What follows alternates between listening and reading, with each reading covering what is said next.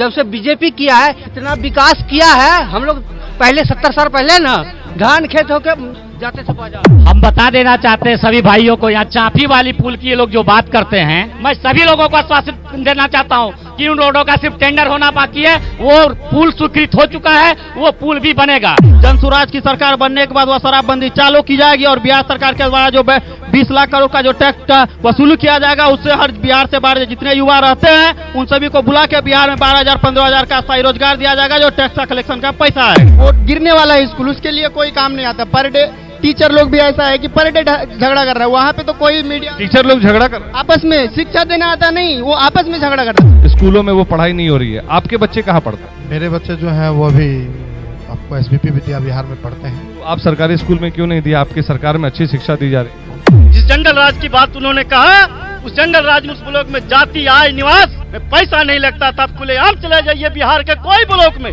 भाजपा वाले सम्मान रखते हैं और विरोधियों के पोस्टर्स को भी हम नहीं हटाते हैं, रहने देते हैं, क्योंकि स्वतंत्रता सबों का अधिकार है। ये हमारी छवि, हम भाजपा को पसंद करते हैं। हम पे नाहक ये इल्जाम लगता है कि जो अब चुनाव होंगे, इस चुनाव में अगले 5 साल की क्या रणनीति है? किस मुद्दे पर वोट मांगेंगे आप? पूर्व में जो विकास हुआ है, जो माननीय तारकिशोर प्रसाद हमारे विधायक हैं, सदर विधायक कटिहार, उन्होंने जो काम किए हैं उस काम के हैसियत से वोट मांगेंगे।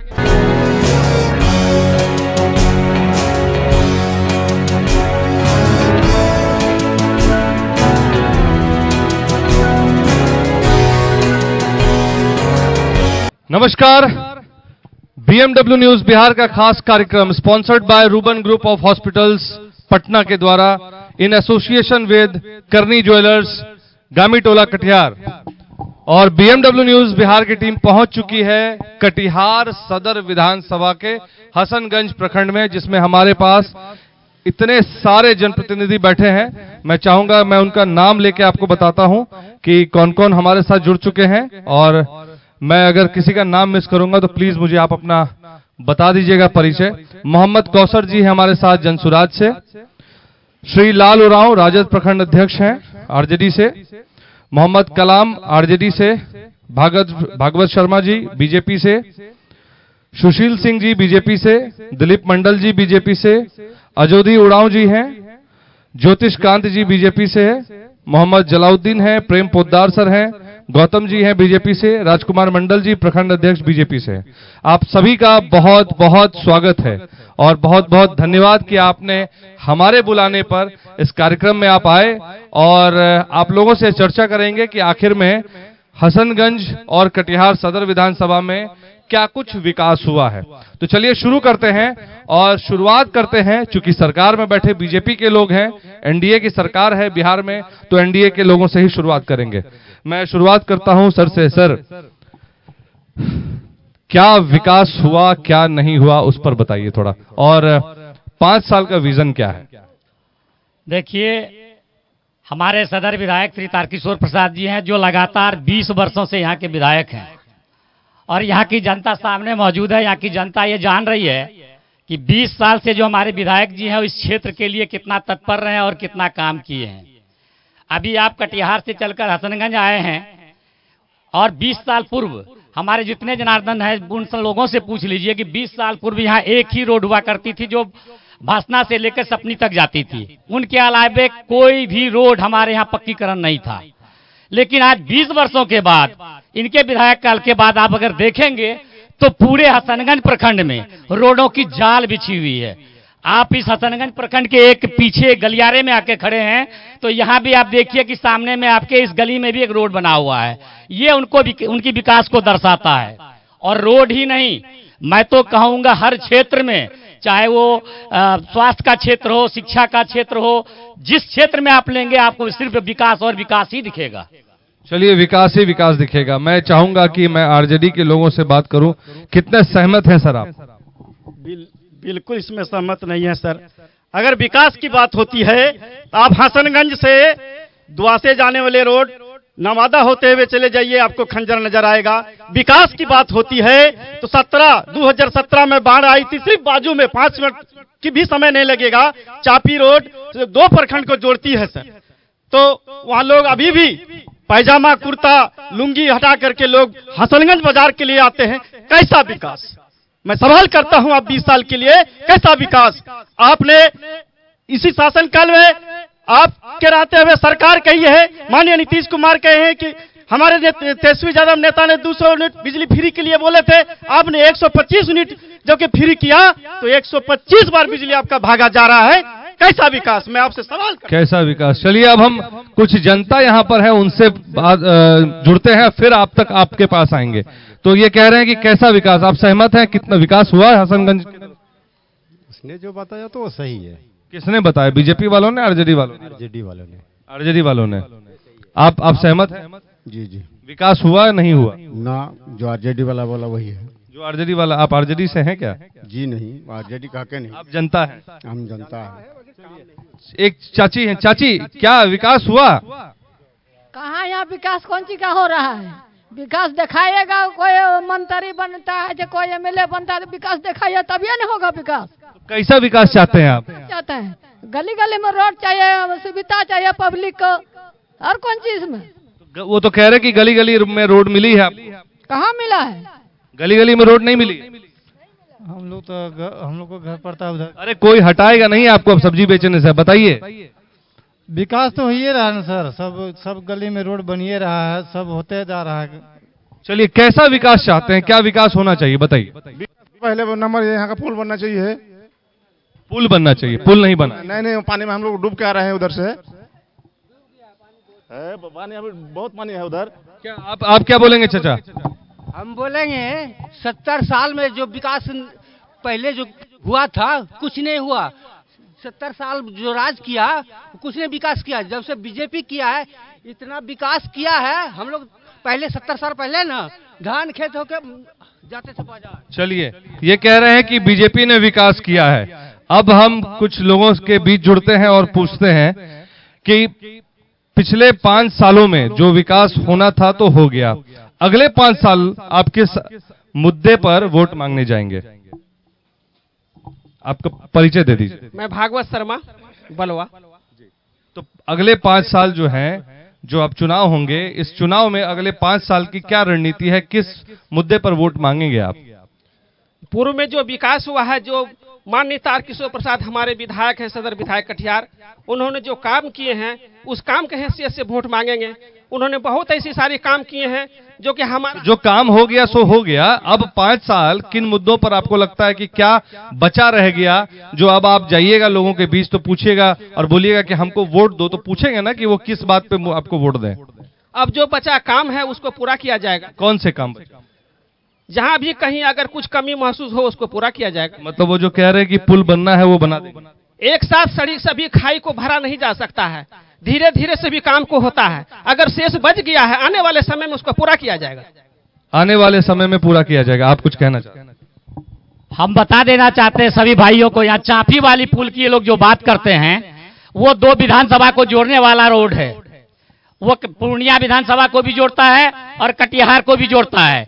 हमारे तारकिशोर प्रसाद जी उनका अथक प्रयास रहा है। मैं सभी लोगों को आश्वासन देना चाहता हूं कि उन रोडों का सिर्फ टेंडर होना बाकी है, वो पुल स्वीकृत हो चुका है, वो पुल भी बनेगा। हमारे विधायक हसनगंज प्रखंड में सभी कार्यों को किया है, इस पुल को बनाने का भी काम हमारे विधायक जी ही करेंगे।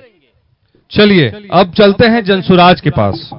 आपसे सवाल है कि जनसुराज एक मुद्दा लेके चली कि अपने बच्चों के लिए आप वोट करिए, तो क्या आपका विजन है 5 साल के लिए? किस तरह से आप लोगों के बीच जा रहे हैं, क्या मुद्दों को लेकर जा रहे हैं, और हसनगंज को लेकर आपके मन में क्या है कि क्या होना चाहिए? जब से बिहार में एनडीए की सरकार बनी है 2005 से लेके अभी तक बिहार के 50 लाख युवा जो है वो बिहार से बाहर पलायन कर रहे हैं। चाहे वह हिंदू का बच्चा हो या मुसलमान का बच्चा हो, सभी के बच्चे जो है बिहार से पलायन कर रहे हैं। अगर जनसुराज की सरकार 2025 के दिसंबर माह से पहले बनती है तो 50 लाख जो बच्चे बिहार से बाहर जो पलायन किए उसे बुला के बिहार में ही रोजगार दिया जाएगा, और इसकी जनसुराज की गारंटी हमारे प्रशांत किशोर जी देते हैं। तो कैसे देते हैं वही जनता जानना चाहती है। देखिए, सब बड़ी उम्मीद से देख रहे हैं जनसुराज को कि हाँ वो बात कर रहे हैं पलायन की। सर आप यहाँ आ जाइए प्लीज। बहुत बहुत स्वागत है हमारे अपना किसान पार्टी के जो अध्यक्ष हैं उनसे। सर आपका पूरा परिचय?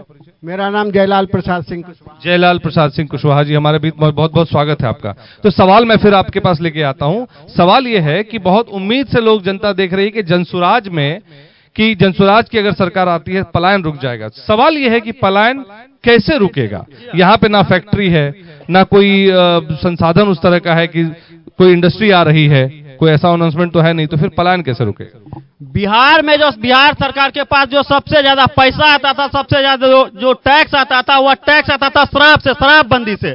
अप्रैल 2016 में बिहार सरकार ने जो शराबबंदी किया है, अगर जनसुराज की सरकार बनती है तो हर साल जो 20 लाख करोड़ रुपया का जो टैक्स कलेक्शन होता था, जनसुराज की सरकार बनने के बाद वह शराबबंदी चालू की जाएगी और बिहार सरकार के द्वारा जो 20 लाख करोड़ का जो टैक्स का वसूल किया जाएगा, उससे हर बिहार से बाहर जितने युवा रहते हैं उन सभी को बुला के बिहार में 12,000 15,000 का स्थायी रोजगार दिया जाएगा, जो टैक्स का कलेक्शन का पैसा आएगा। मतलब शराबबंदी को, ये जो शराबबंदी लागू है बिहार में, उसको हटा देंगे क्या? इसीलिए सवाल यह है कि क्या इसीलिए जनसुराज को वोट दिया जा रहा है जी, या समर्थन मिल रहा है जी। तो मतलब शराबबंदी अगर हट जाती है, अगर भाजपा हटा देगी, एनडीए हटा देगी, तो आप समर्थन करेंगे? जी। मतलब शराबबंदी एक बहुत बड़ा मुद्दा है आप लोगों के लिए।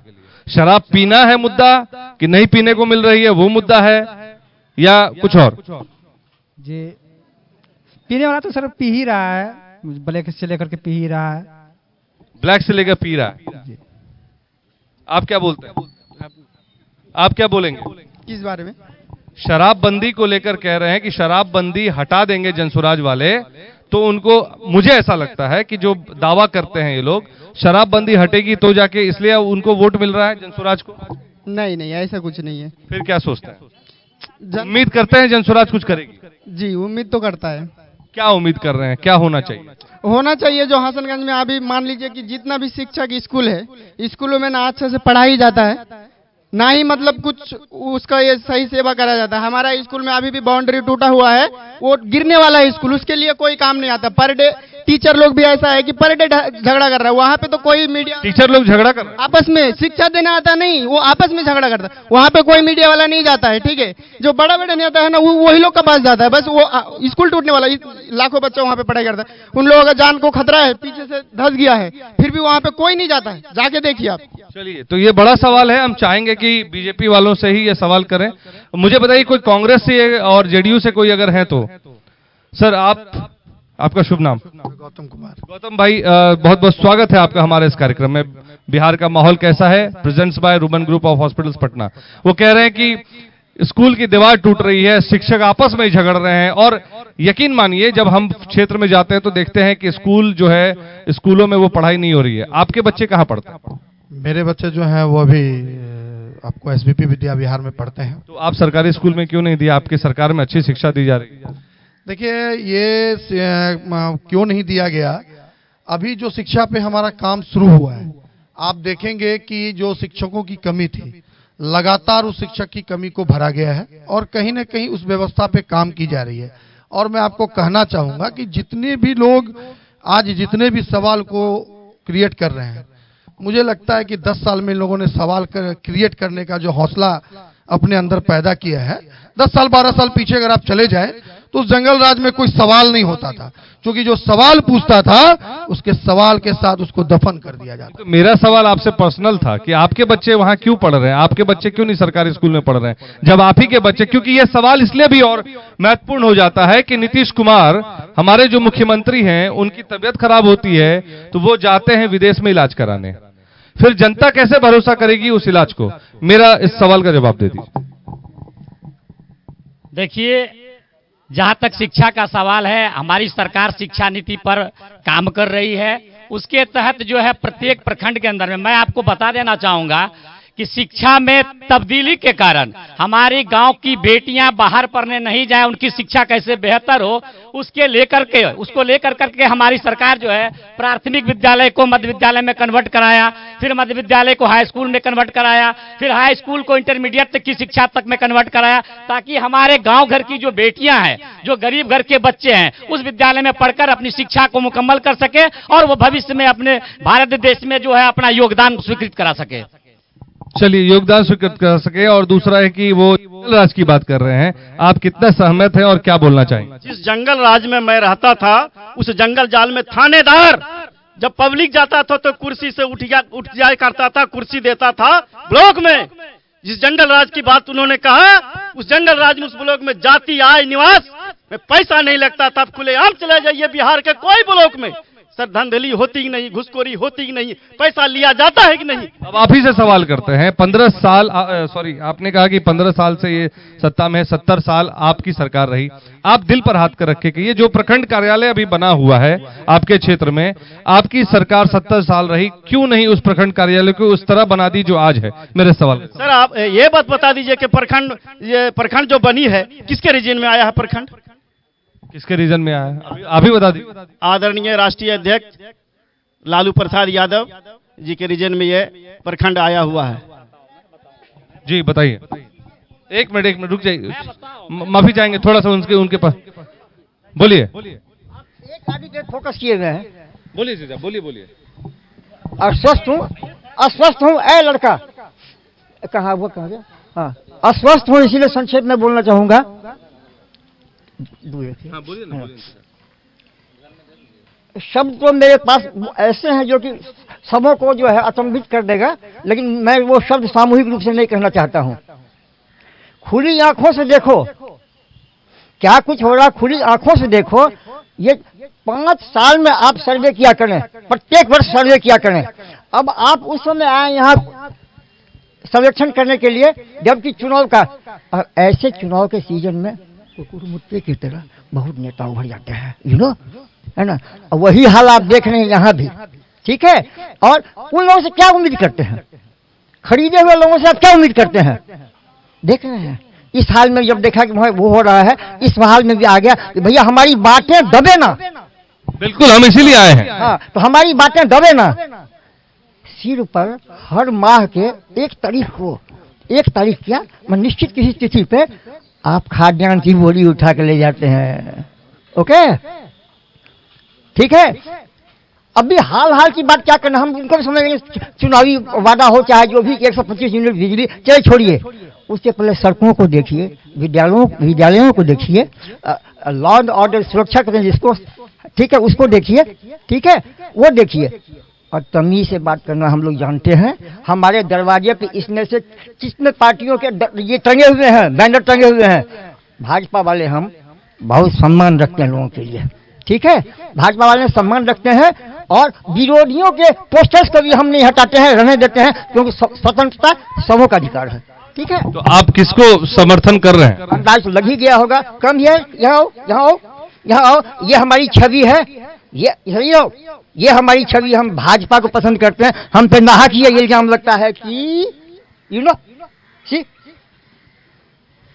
धन्यवाद। चलिए, बीच में 2090 के आसपास में भी बीजेपी की सरकार थी। ये कहीं नहीं बोलते हैं कि 2014 से पहले भी बीजेपी की सरकार थी, केंद्र सरकार थी। सूर्या हॉस्टल, एक बार अपने बच्चे को जरूर भेजें। सीमांचल का सर्वश्रेष्ठ हॉस्टल, 4ठी कक्षा से 10वीं तक, कोचिंग एवं ट्यूशन निःशुल्क, बेहतरीन और हर सुविधा से लबरेज। हमारा पता है दलन कटिहार। संपर्क करें 7903-464641 पर। हमारा वीडियो अगर आपको अच्छा लगा हो तो आप हमारे वीडियो को लाइक करें, शेयर करें और हमारे चैनल को सब्सक्राइब जरूर करें।